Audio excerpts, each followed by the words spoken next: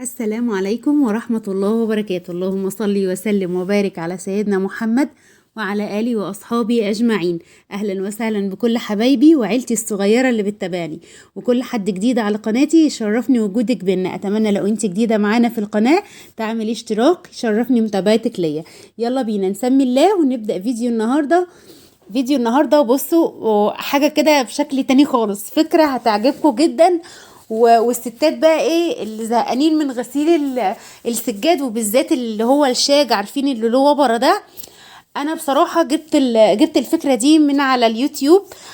غسلت السجادة بتاعتي النهاردة بغطا الحلة، انتوا متخيلين؟ بصوا يعني هوريكوا دلوقتي فيديو. يعني اللي ما شافش بقى غطا الحلة ده فاتوا كتير. فضلت بقى ايه يعني، عنا السجاد اللي هو التقيل شوية اللي بنفرشه في الشتاء ده. خلاص هنغسله ونركنه بقى. خلاص ما عادش يعني ما يمشيش معانا شوية في الصيف، يبقى تقيل قوي وهيخلي الجو حر مننا كده، وتنظيفه صعب، فبنخليها للشتاء. فخلاص بقى شلتهم وحطيت السجاد يعني في الاوض كده، حطيت مشايات صغيره صيفي بقى بدل السجاد اللي وبرته كبيره ده. وكنت بقى ايه محتاجه قبل ما اشيل السجاده اغسلها، طبعا ما اشيلهاش كده، ما ارفعهاش وهي لسه ما اتغسلتش. قعدت افكر بقى، طب اوديها المغسله، طب انا بغسل عاده في البانيو، بس دي ليه بقى ما غسلتهاش يا ايمان في البانيو؟ لان دي جديده، يعني السجاده دي اول الشتاء اللي فات ده، اللي لسه فات ده، كان اول مره تتفرش. كنت شاريها جديده واول مره تتفرش، فعشان ادخلها البانيو، عارفين اللي هي ناشفه شويه ولسه الميه ما جرتش عليها وكده، فكانت هتتعبني جدا في البانيو. فكان لازم اغسلها غسله الاول ايه بره البانيو عشان تبدأ تطرى معايا، ولما اجي بقى ادخلها في البانيو بعد كده تبقى سهلة عليا. بس انا خلاص مش هدخلها البانيو، انا عرفت طريقة بقى. بصوا تحفة. يلا بينا كده نشوف انا عملت ايه. جبت كده كيس الاريال العادي او برسيل، وحطيت عليها وشوية بريل، وبدأت ارش عليها شوية مية كده، بحيث ان الاريال والبريل والمية يبقوا يعني ايه، ينضفوها. حطيتهم شويه وسبتها. وجبت بقى غطا حله متوسطه كده، بصوا اللي في ايديا ده.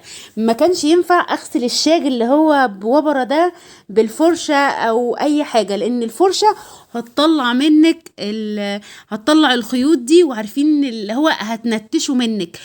غطا الحله ده والله العظيم كان يعني حاجه يعني فظيعة. شفتوا بقى اللي طلع لنا في الفيديو اللي هيركب العجلة لابس الخوذة بتاعته واستعد وسابني بقى.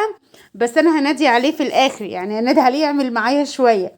هروح اركب العجلة يا ماما لحد ما انت تخلصي، ولما تعوزي حاجة نادي عليا. شفتوا بقى غطا الحلة عمل ايه؟ بصوا يعني بياخد السجادة، ولا زي ما قلتلك ينتشها منك ولا اي حاجة. يعني حاجة كده سهلة، ومفيش اسهل من كده. كنت مبسوطة جدا. وهم بقى يجوا عليا، ولادي وجوزي يجوا عليا يقولوا لي انت بتعملي ايه؟ انت اتجننتي بتغسلي بغطا الحلة؟ قلت لهم بصوا، انا لقيته على اليوتيوب وجربته، بس يعني طلع اختراع سهل جدا. ودعك لي السجادة من غير فرشة، يعني دعك كويس قوي قوي. ومشى كل الصابون كده على كل الاريال وكل البريل كده على السجادة. وخد معايا، عارفين بياخد يعني واخد مساحة كبيرة في الدعك. انا محبتش اجيب غطا كبير قوي عشان اتحكم فيه، يعني عشان اتحكم وانا ماسكاه. بس لا، حاجة يعني فكرة عظيمة. انا كده غسلت الجزء اللي فوق ده. هبدأ بقى اغسل، لان عارفين انا كنت غاسله معاكم السجاد قبل كده في المدخل الخلفي. وقلت بقى ايه، انا مش هغسل في المدخل الخلفي تاني، لان الميه اللي باريال وبريل وصابون دي بتنزل معايا الجنينه، وانا مش عايزه كده عشان ما تبوظليش الزرع. فقررت النهارده ان انا اغسل في المدخل اللي قدام ده. والميه بقى بتروح في البلاعات، يعني هنا بلاعات هوريكم دلوقتي، فالميه بتمشي على البلاعات وما تروحش الزرع. فدي كانت حاجه كويسه. ثانيا بقى ان انا النهارده غسلت السجاده، وكمان المكان اللي قدام ده اتغسل معايا يعني بالمره كده.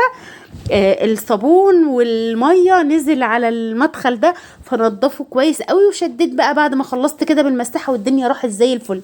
يعني النهارده ضربت عصفورين بحجر، السجاده راحت زي الفل، والمكان ده المدخل راح ما شاء الله فلين مش فل واحد. بصوا انا بقى مستمتعه، يعني مش عايزه اسيبها، عماله ادعك بالغطا والموضوع سهل، مش يعني سهل جدا فوق ما تتخيلي. بصي بقى انا هتنيها، وزي ما قلت لك الحته من السجاده اللي كانت مدلدله معايا على السلالم دي انا لسه ما دعكتهاش، لان يعني المدخل ده مش واخد السجاده دي ما شاء الله كبيره شويه. انا بعد كده مش يعني كنت بفكر الف مره لما اشتري السجاد الشاك ده، انا بعد كده مش هفكر ولا مره، يعني لقيت له طريقه في الغسيل تحفه خالص. انا هنا بوريهم يعني هما لسه مصممين، يا ماما انت بتعملي ايه؟ بقول لهم بغطى الحله بقى، بغسل بغطى الحله. فكانت فكره حلوه قوي، جربيها كده وهتعجبك ان شاء الله. هنا بقى زي ما قلت لكم تنيت المكان اللي انا يعني ما قدرتش اجيبه، وهبدا برضو ادعكه دعكه حلوه كده. انا بصراحه مش عايزه اسيب الدعك سهل. ولا فرشه تمسك في حاجه زي ما قلت لك، ولا تبهدلك السجاده، ولا تنتشها منك، لان ما ينفعش خالص نغسل السجاده الوبره دي او الشاك ده بفرشه، حتى مش فرشه من اللي في ايدينا دي، او حتى فرشه من اللي هي زي المساحه، لا طبعا. هنا بقى نديت لاحمد، كانت خلاص السجاده تقلت مني، انا كده غسلتها وتمام التمام، كانت تقلت مني. نديته بقى قلت له ايه، احنا هنلفها بقى كده مع بعض، يعني انت من مكان وانا من مكان، وكل ما نلف جزء ابدا برضه اشطفه. فكانت فكرة يعني سهلة جدا. وبعد ما هنلفها بقى شطفناها كده وتمام التمام، هنسيبها هنسيبها كده تتصفى شوية، وبعدين نرفعها على حاجة بقى، لانها بصراحة هي شربت مية وتقلت علينا، فاحنا مش هنقدر نرفعها دلوقتي غير اما تتصفى. عارفين كنا بقى ايه؟ يعني انا نازله غسله السجاده دي، خطرت في دماغي كده يلا قومي هلا بيلا. كنا الساعه تقريبا 6:30 المغرب، فخلاص كان فاضل على المغرب حاجة بسيطة. والله العظيم كانت كمان الساعة 7، فكان على المغرب مفيش يعني نص ساعة. عملتها كده، انتوا شايفين ملاحظين يعني الدنيا بدأت تليل كده لا ده مش إضاءة النهار. فبصوا خدتها كده ايه في نص ساعة، اللي هو النص ساعة اللي بنسميها المنسية دي. كده خلاص تنينا بقى السجاده وهنسيبها تتصفى، وبعد ما تتصفى شويه نبدا نرفعها. وزي ما قلت لكم بقى استغليت ميه بميه بقى، هروي الاثاري دي، هروي الاثاري اللي قدام دي، واروي كمان النعناع بتاعي اللي على البوابات، واروي كل الاثاري اللي عندي، وابدا بقى ايه اشد الميه بقى. الميه ما شاء الله يعني اللي نازله من السجاده غسلت لي كل حاجه. هبدا بقى اشد الميه دي. انا عدلت لكم الكاميرا بقى الناحيه التانية. هحط بقى شويه ميه زي ما قلت لكم في الاثاري بتاعتي، هستغل بقى الموقف اللي انا فيه، واروح بقى ايه، بصوا كل الارض بقت ميه كده بصابون ببريل، اروح شاده بالمساحه على البلاعات، وبكده يبقى ايه الدنيا يعني ما شاء الله كل حاجه نضفت. السجادة نضفت والأرض نضفت، وبقت ما شاء الله كده كل حاجة نظيفة. وعملت الشغلانة البسيطة دي في وقت ضايع، يعني بعد ما حضرت غدانا واتغدينا ورحنا، وكمان جينا من الامتحانات ورحنا الدروس، ويعني كان نص ساعة كده ضايعة. عملت فيهم شوية الحاجات الحلوة دي. بص بقى انا بدوس عليها هنا مره كده، بحيث ان كمان يعني انزل لو فيها ميه وتصفى بسرعه مني. هنا بقى هشد زي ما قلت لكم كل حاجه بالمساحه، يعني الميه شوفوا المدخل ما شاء الله راح زي الفل. انا قلبتها عشان برضو ايه تروح في الحته الانضف، كمان اضمن ان هي نظيفه، واشد اللي تحتها برضو. وبكده بقى هيكون ما شاء الله الدنيا نضفت وبقت زي الفل. بس عايزه اقولك لازم تجربي الفكره اللي احنا عملناها دي، يعني خطيره. احنا بنغسل السجاد العادي بالفرشه، ماشي، السجاد العادي بتاعنا ده يعني نغسله بالفرشه، والغطا كمان ينفع ويبقى احلى واحلى. اما السجاد الشاج اللي هو بوبرة ده لا، يعني الغطا ده فكره حلوه قوي يعني تسلم دماغ اللي اخترعتها. بس بصوا الدنيا نضفت ما شاء الله وبقت زي الفل. انا كل شويه بقى بعدل لكم الكاميرا عشان ايه تشوفوا معايا. خلاص يعني هشد بس الميه اوديها على البلعات، وبكده ما اذيتش الزرع بتاعي ولا اي حاجه. هنا بقى الكشافات، كشافات الشمس دي خلاص يعني. بقول لكم احنا بقينا المغرب، يعني المغرب اذن كده، فالكشافات الشمس دي خلاص بمجرد ما الشمس غابت كده هي قادت لوحدها، وبقينا يعني بقينا في جو تاني خالص. بس كده هنا بقى هشد المية كلها، مش محتاجة احط مية تاني لان احنا غسلنا السجادة ومية بصابون وكل حاجة، يعني تكفي والله، تكفي وتكفي كمان. عارفين الجو بقى يعني لما دخل الليل كده بقى في سنة برد، فقلت يلا بقى جدعاني بسرعة كده عشان تدخلي تغيري الهدوم دي، وبدل الهدوم اتبلت ولا يعني بسرعة بسرعة كده بقى ايه عشان تدخلي كفاية تمام قوي كده احنا انجزنا. دخلت بقى غيرنا هدومنا، وكان ورايا بقى ايه، ما كانش عندي لا فلفل ولا كمون ولا حاجات دي، خلصت كل حاجة مع بعضها. فقلت بقى ايه، اطحن بقى يعني اطحن الحاجات دي واعبيها كده. آه، كنا يعني بعد ما غسلت السجادة على طول، فقلت ايه الوقت برضو الضايع ده نعمل فيه شغلنا كده برضو. جيت بقى جبت حاجتي، جبت الفلفل والكمون، وكنت محتاجة اطحن فلفل وكمون واحط في العلبة بتاعتي اللي ببقى عاملاها كل المشكلات دي. انا ببقى عاملة العلبة دي فيها حبهان، قرنفل، ورق لورا، قرفة خشب، كل الحاجات اللي انت بتستعمليها مثلا للشرب او مع بعضها دي ببقى حطاها في العلبة دي.